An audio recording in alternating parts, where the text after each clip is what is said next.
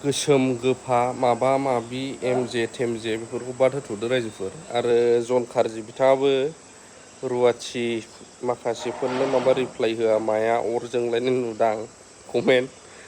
बेफोरखौ दोनथ'दो। दानिया मेन टपिकआव फैनांगौआ बेसो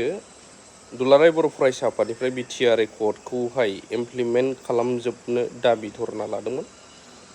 आरो लोगोसे डिडि नार्जारी बिथां सारनि टीम आरो माखासे मानिया जोंनि क'क्राझार धुबुरी जिल्लानि सेराव थानाय जायनाखि मालगाव बेयाव एपिडिसिएलनो हा हगारनाय बेखौ लानानै माखासे बाथ्रा बुंदों। आरो जों नुनो मोन्दों रेकर्ड मथेयै प्रमद बर' सारानो बेफोरखौ होलांखानाय लेन्ड माबायावहाय। दा बेनि सायावनो डिडि नार्जारी सारा मा फोरमायखो? दिनै जोङो बे खुंगुरि कलबारि एरियानि गासिबो रायजो राजा आरो मानगोनां गावबुराफोर आरो लोगोसे बड'लेण्ड जनजाति सुरक्षा मन्चनि मावथिफोरखौ लालायनानै ओमफ्राय नैबे खुंगुरि एम इ स्कुलनि फोरोंगिरिफोर छात्रफोर ओमफ्राय कलबारि स्कुलनि फोरोंगिरि ओमफ्राय जनता कलेजनि जेनेरेल सेक्रेटारि आरो लोगोसे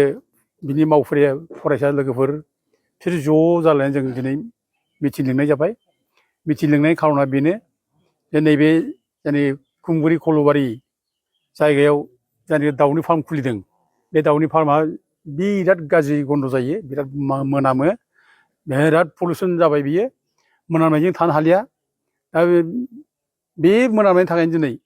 बे खाथि खालानि गामिनि गासै 15टा गामिया एफेक्ट जादों दा मेजरलि। आरो बेल' नङा, बेनि बारा जेसेबां थाङो बे मोनामनाङो। दा 15 गामिया खोब माने गाज्रि एफेक्ट जाबाय। बिसोरो मोजाङै उन्दुनो हालिया मोनामनायनि थाखायनो। आरो बिसोरो मोजां बोथिसे माने ओंखाम मोनजालिया। एखमबा ओंखाम जानाय समाव गाज्रि बार थांसै, ओंखामा दोनथ'नांसै, बे रोखोम अबस्था जाबाय। ओमफ्राय लोगोसे आबाद मावनानै जाग्रा गोबाङानो बे जायगानि मानसिफ्रा आबाद मावनानै जानानै बाहेरायाव बिफां सायाव खोलो खोलो बार जानो फैयो, खिन्थु बार जानो हाया मोनामनायनि थाखायनो, बिदि अबस्था जाबाय। ओमफ्राय बे जायगानि लामा सेरजों सेरफांगुरि थांग्रा माने हान्था मेला खालामग्रा रायजो राजाफोर दं, बिसोरबो दिनै बेजों हान्था मेला खालामनो हाला, थांनो हाला। मोनामनाया ओरैबायदि उपद्रब, जेबो माने ओंखारनो हायि बायदि जाबाय। ओमफ्राय बे स्कुलनि जायनाखि खुंगुरि स्कुलनि माने टिचारफोर फोरोंगिरिफोर एम इ स्कुलनि फोरोंगिरिफ्रा दिनै खुगा मुथु मुथु गथ'फोरखौ लेखा फोरोंनो गोनां जाबाय। आरो गथ'फ्राबो स्कुलाव मोनामनायनि थाखाय माने खुगा मुथु मुथु दिनै थिग खालामनो गोनां जाबाय। बेसेबां अननाय। आरो जनता कलेजनि जायनाखि छात्रफोर एथ' मोनामोनो, बिसोरनावबो बिराद मोनामै थानो हाया। आरो हस्टेलाव थानाय, हस्टेलावथ' ओरैबायदि मोनामहैयो बिसोरनावबो थानो हाया, बे अबस्था जाबाय। बे इन्डास्ट्रिखौ सोर फसंदोंनानै? दा बेखौ फसंनाया जाहैबाय बेखौ माने 2021आव बै समनि इउपिपिएल सरकार प्रमद बर'आ इन्डास्ट्रि गायसननांगौ होननानै बे हाखौ लांदों। हाखौ नांगौ होननायखाय रायजो राजाफ्राथ' इन्डास्ट्रि नांगौ होननायखाय आरो सरकारानो बिबाय जेब्ला बेखौ माने होनाय जाबाय। दा खिन्थु बेबायदि जे इन्डास्ट्रि जागोन रावबो बुजियाखै, रावबो सानाखैमोन। आरो सानदोंमोन मानसिफ्रा, बिसोरबो बुंदोंमोन बेयाव इन्डास्ट्रि जायोब्ला साख्रि बाख्रि मोनगोन होनदोंमोन, खिन्थु सासेबो साख्रि बाख्रि गैया, एखे नट ए सिंगोल साख्रि सासेबो गैया, मोनाखै। दा दिनै बे जायगायाव मा मोनदों, बे फार्म खुलिनानै एकमात्र दाउखि मोनामजानाय, दाउ मोनामजानाय, बेखौल' पलिउसनखौल' दिनै जों मोननो गोनां जाबाय। दिनै बेबायदि जायोब्ला जोंनि गथ'फ्रा बेमार जागोन, स्कुलनि गथ'फ्रा बेमार जागोन, दिनै फरायसालिनि गथ'फ्रा बेमार जागोन, मास्टाराबो बेमार जागोन। बे जायगानि एरियानि बोराय बुरि देहा जायफ्रानोखि मोजां बारहावा नांगौ, जायनि देहाखौ मोजां लाखिनांगौ, दिनै बिसोर बेमार आजार जागोन। थाम्फैया दिनै बांनो आराम्भ खालामबाय। दा गथिखे बे ओरैबायदि गाज्रि जाबाय, एखेबारे बे इन्डास्ट्रिया उथायाब्ला बे जायगायाव बिराद गिदिर गिदिर बेमार आजार जासिगोन, बेखौ जों दिनै नुनो मोनबाय। ओंखायनो जों मोजां सोलोंथाइ लानो हानाय नङा, मोजां गथ' जानाय नङा। बेखायनो जोङो बेखौ मिथिनानै दाखालि 20 तारिखखालि जोङो ज' रायजो राजाखौ लानानै डिसिनियाव जों कमप्लेन होबाय। डिसिनियाव कमप्लेन होनानै डिसिखौ बुंनाय जाबाय जे नोंथाङा थाबैनो पलिउसन बर्ड बेखौ माबा खालामनांगौ, दायथ' नांगौ, बेखौ नायनो थाखाय नायबिजिरनांगौ। ओमफ्राय भेटेरिनारि डिपार्टमेन्ट बेखौ दायथ' नांगौ, बेखौ जों बुंनाय जाबाय। आरो लोगोसे बे हाया लिगेलि सेंसन माने माबानाय जादों जायाखै, एलटमेन्ट होनाय जादों जायाखै, इलिगेल नामा बेखौ नायनांगौ। मानोना 6 सिडुल एरियायाव बे माने नोङो बे बिजिआर हाखौ, बे जोंनि गामिनि रायजो जानायनि गेजेराव हा थानाय, बेखौ नोङो अबेबा आसाम गभर्नमेन्टनि AIIDC नो नों होनो हाया, आयेनाव बिदि गैया, 6 सिडुलाव बिदि आयेन गैया। आरो बिजिआर हाखौ खुनुदिन बाहेरानि मानसिनो हा होनो हाया, बे आयेनखौ सिफायनानै मानो हा होगो। दा दिनै बेखौ डिसिया नायबिजिरनांगौ होननानै जों डिसि लिरना होदों। दा डिसिया जाबो खबर हरनाय जायाखै, दा जों खबर लाबावगोन आरो बे मेम'रेन्डामखौ एखेनो आरो जों माने मुनमुन ब्रह्मनोबो जों बे जिथु इन्डास्ट्रिनि दा जों बेनोबो होनाय जाबाय दा बिथाङा मोनदोंना मोनाखै जों मिथिया खिन्थु बेनो जोङो वाट्सएपआवबो जों आं डाइरेक्टलि आंनो हरदों वाट्सएपआव दा बिथाङा जुदि बेखौ मोनबोबाय नायबायबा बिथाङा दलरै थानो नाङा बिथाङा बुजिनांगौ बे जाम्बा जाम्बि गोरिब गुन्द्रा जे बिराद खस्थ' मोनबाय हां लानो हायि बायदि अबस्था जाबाय ओंखाम जानो हाला बेबायदि अबस्था जाबाय दा बे मेम'रेन्डामाव जों बेखौ लिरखादों बे गथ'फ्रा स्कुलाव फैब्ला खुगा मुथुनो फैनांनाय फोरोंगिरिफ्रा खुगा मुथुनो फोरोंनाय जों बाथ्राखौ गासैबो लिरखादों दा बेखौ मोनबायब्ला बुजिबायब्ला दिनै मुनमुन ब्रह्मआ दिनै बिथाङा सिरि थानो हाया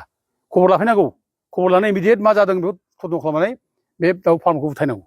बेजों जोंहा खुनु बेनिफिट गैया बे दाउ फार्मजों जोंहा जेबो लाब जायाखै मा लाब जादों जोंलाय लाब जादों सोरबा इन्डास्ट्रि खालामजादों लाब जादों खिन्थु दिनै जोङो माने मोनाम जादों भुगि जादों ओंखायनो जों बेखौ बन्द' खालामनांगौ दाबि खालामदों नोंथांमोननि दाबिखौ सरकारा गनायाब्ला नोंथांमोना मा राहा लागोन दिनै रायज्लायनाय जाबाय मोजाङैनो जोङो थाबैनो आरोबाव डिसिनाव खबर लाबोगोन आरो मुनमुन ब्रह्म बिथांमोनहा मा खालामदों खबर लाबोगोन बिटिसिआव दा जुदि जेबो खबर लायाब्ला खिफियाबो गुजाबोसि थायोब्ला जोंहा जेबो उफाय गैया आन्दलन बादै आन्दलन जागोन नङा रायजोफोर आन्दलन जागोन जों बेखौ दिनै रायज्लायनाय जाबाय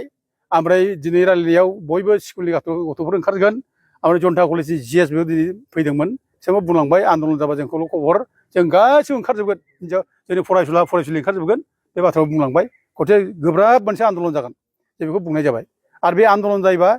दिनै दानि सरकार बिटि सरकारा गिदिर बदनाम जागोन ओंखायनो बे बदनामनिफ्राय बारग'नो थाखाय दिनै जिथु हाखौ प्रमद बर'ना होलांबाय भुल क्रमे बे भुलखौ सुद्रायनो थाखाय हाग्रामा महिलारि बिथाङा बिटि सरकारा दा दायथ' लानांगौ सुद्रायफिननांगौ आरो सुद्रायनानै थाबनो बे दाउ फार्मखौ उथायनांगौ अब्ला बे बदनामनिफ्राय बारग'गोन आरो बेखौ जुदि खालामाब्ला बिराद गिदिर बदनाम जागोन आरोखि ओमफ्राय लोगोसे मख'नो गोनां बाथ्राया जादों मा हाखौ हगारबाय 100 बिगा माने AIIDCनो आरोखि आसाम इन्डास्ट्रियेल इनफ्रास्ट्राक्चार डेभेलपमेन्ट कर्प'रेसन होदों आरोखि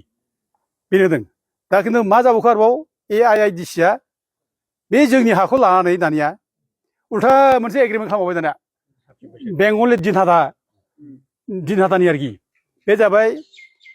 सेथिया ग्रेइन मिल LLP बेनो होदों आरोखि दा बेनो माने लिस्टआव होबाय 60 बोसोरनि लिस्ट होदों 60 बोसोर धेमालि नामा 60 बोसोर लिस्ट होबाय ओमफ्राय बे लिस्टआव बे माने 4 लाख करि बोसोराव होदों आरोखि 4 लाख करि दा बे रांखौ सोर लायो बायदि दा बेखौथ' जोंथ' मोना बिटिसिआव मोना जों मोना आसाम गभर्नमेन्ट थांगोन बे मालाय बै AIIDCनाव थांगोन बिसोर डाइरेक्ट माबा मालाय हाया बेनोसो एलटमेन्ट होबायलाय जोंहा मा बेनिफिट दं जोंहा बेनिफिट गैया अरजो हाया बिटिसिनि आखायावसो बिटिसिनि हा बे जोंनि हा आरो 6 एरियायाव हानि बिगोमाया बिटिसिआसो दा बे बिटिसिनि हाखौ नोङो बेयाव माने AIIDCआ लांनानै उल्था मालायजों एग्रिमेन्ट खालामनानै नोङो बोसोराव बे जायगायाव 4 लाख करि नोङो लिस्टआव लानानै नों मालायनो होनाया बेसेबां अननाय नायदो बेसेबां अननाय जाहाथे बेखौ इमिडियेट माने बन्द' खालामो जों बेखौ हाग्रामा महिलारिखौ खावलायो आरो बे जायगानि गोरिब गुन्द्रा जाम्बा जाम्बिफोर बिसोर थांना थानो हो जाम्बा जाम्बिनि जिउआबो जिउ गोरिब गुन्द्रानि जिउआबो जिउ बिसोर सुख सान्थि थांथों मोजाङै बिसोरबो मोजां माने मावै दाङै सुखै रायजो मोनजानांगोन सुख सान्थि थानो मोननांगोन खोलो खोलो बार बिसोरबो मोनजानांगोन दा जों बेखौ साननांगोन आं ओंखायनो गुरै खावलायदों जाहाथे मेंनानै फैनायाव हां लानो मोजांखौ लुबैयोना जों बयबो लुबैयो औ दा बेखौ जाहाथे बिटिसिनि सरकारा जाहाथे थाबनो मावनो हायो जों बेखौ बिटिसि सरकारखौ खावलायो आरो बेखौ खालामाब्ला थाब खालामाब्ला आन्दलना जरदार भाबै जागोन मानोना जों बे रायजो राजा आइ आफा जाम्बा जाम्बिखौ जों बेबायदि अलखदाव जों खोलैनो हाया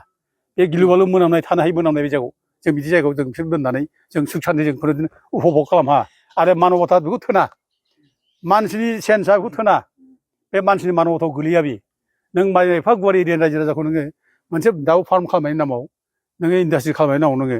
एफाराब बिफोराव खोलैनानै जों जे रंजा खुसि माने उपभग खालामगोन बे बिराद गिदिर अननाय बे माने ग्रेट इनजास्टिस बियो दा बिदि खालामनाङा जों खावलायहरो बिटि सरकारखौबो लास्टआव सार मोनसे सोंथियाव जितु 6 सिडुल एरिया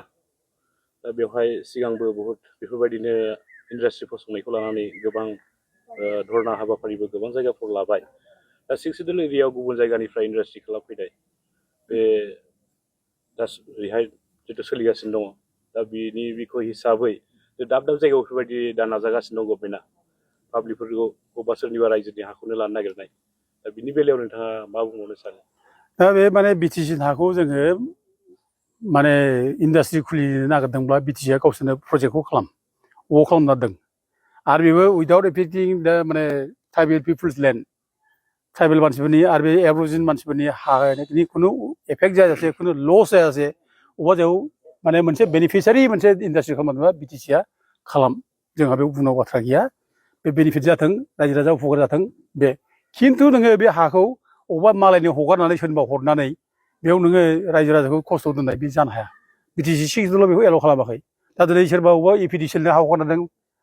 नोङो ट्राइबेलनि हा बेल ब्लकनि हाखौनो नों माबानानै सेनानै दा मालगावआव बिदिनो खालामदों दा मालगावआव 900 बिगा हाखौ नोङो माने बालाघाट नायगाव ट्राइबेल ब्लकनि हा बियो बे हायाव नोङो गासै 900 बिगा हा दिनै माने एपिडिसिएल हा होनना दों एपिडिसिएलाथ' जेबो खामानि गैया एपिडिसिएला अनलि पावार डिस्ट्रिबिउट खालामो बे पावार जेनेरेट खालामा दा खिन्थु बेनो हगारनानै मा खालामदों नामाव बेनो हगारबाय खिन्थु इनडाइरेक्टलि बेखौ आदानि कम्पानि होगोन आरोखि दा आदानिया बेयाव डाइरेक्ट मोनफैया हा खुनुजों मोनफैया आदानिया दा मोननो हायिनि थाखाय मा खालामदों खायदा खालामबाय एपिडिसिएलनो ओमफ्राय एपिडिसिएल थ्रुयै आदानिनो बिराद अननाय बे दा बिदि खालामनाङा बे ट्राइबेल बेल ब्लकनि हायाव नों एपिडिसिएल बोरै हा हगारायो दा हरसे जों बेखौ होहोआ जों होबथागोन जों बादा होगोन आरो रायजो राजाखौ बेखौ होहोआ बेखौ जोंनि दानि बिटिसि सरकारा माने बुजिनो सेस्था खालामनांगोन बुजिनांगोन जों ओरैनो जुजिनानै जों बेयाव बिटिसि मोनाखै थैथांगौना माने मानसि थैदों गोबां मानसि जिउ खहा जादों गोबां मानसि भंग जादों गोबां मानसि माने जिनाहारि खालामजादों दा बेफोरखौ रियेलाइज खालामनांगोन बुजिनांगोन आरो बेखौ बुजिदोंब्ला एफाराब गिदिर संग्राम खालामनानै फैनाय जोंनि बिटिसिनि नेताफ्रा दिनै बेबायदि मालाय मानसिया बाहेरानि माबाफ्रा इन्डास्ट्रिफ्रा हा लाफैनो नागिरनायखौ एलाउ खालामनाङा आयेना थोना आयेन थोनै खामानिखौ मावनाङा दा जों बेखौ खावलायो आरो बिदि मावोब्ला जों होबथागोन जों ओंखारगोन रायजो राजाखौ लानानै बे